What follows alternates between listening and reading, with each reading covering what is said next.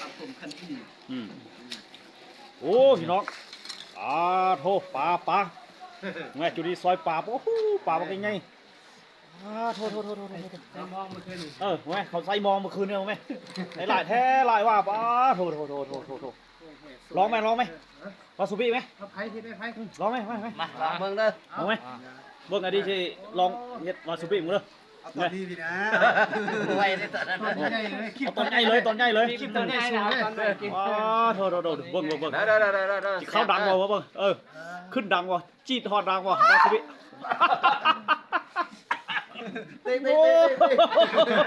คลิปตอนใหญ่เลยไผ่โอ้ไผ่ลงบ้านไผ่ลงคลิปเอาตอนใหญ่เลยไผ่เสื้อเบ็ดเสื้อมองแล้วว่าไดลาดเฮ้ยจุนี่มึงไหมไผ่คลิปตอนใหญ่โทษซอยจุนั่นไม่คัดแท้ตัวใหญ่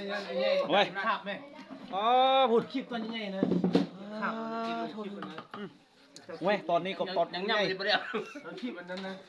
ลองมาดูอันนี้ใหญ่อันนี้โทษภาพเลยโทษเจียวใส่ซอสมาเจียวเด้อโทษคลิปโอ้ครับ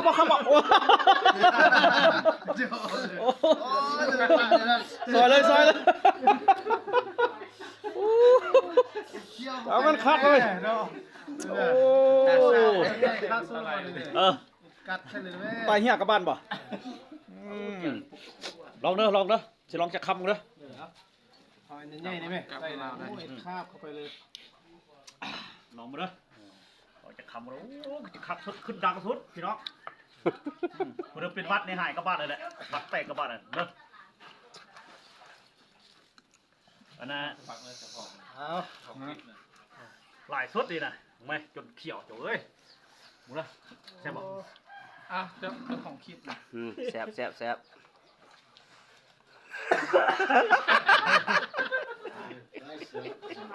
จ้าของคลิปนะโอ้ครับไข่แห้งแต่เจียวนี่นะสุดยอดแล้วนี่2 คำเด้อตอนนี้ข้างไหนเด้อเอามาเด้อหลุดสัตว์เจียวของแม่พี่น้องของแม่โอ้ซ้ำจะกินไหมจุดนี้มันสดเลยไปหาปลาอยู่ตลาดนี่ครับสดปลาจะหนก3เนาะหนอง3เนี่ยโอ้ไม่หลายสดเด้อร้องอีกคำที่2ได้ไหมหัวหน้าทีมสมองนี่นะหัวหน้าทีมสมองเลยใครเนี่ยนี่นะหัวหน้าทีมถ่ายหัวหน้าทีมเสือมองหัวหน้าทีมเสือมองอะไรเนี่ยเนาะเสือมอง3เลยเสือมอง3เลยเพื่อนเจ้าสาวยอดนักโลดอยู่พี่ถึงว่าแล้วเฮ้ยเจ้าสาวออกพี่ดีก่อนแต่งตัวแบบแม่น้องนี่นะเจ้าภาพป่าร้อยเกี้ยวพวกออกกาพวกตัวเขาบ่เห็นโอ้อันนี้เป็นผู้ไล่ปลาได้ดีนะคนมีหัวหน้าไล่ปลาดีนะอันนี้หัวหน้าแปลงสถานที่เนี่ยแปลงสถานที่เราให้ปลาเล่นสะดวกเข้ามองมัดเนี่ยมาได้ปลาบักหลายๆว้าโทษคุณมีตอนบักง่ายๆมาลองเฮ็ดมึงเด้อวาซาบิขึ้นดังบ่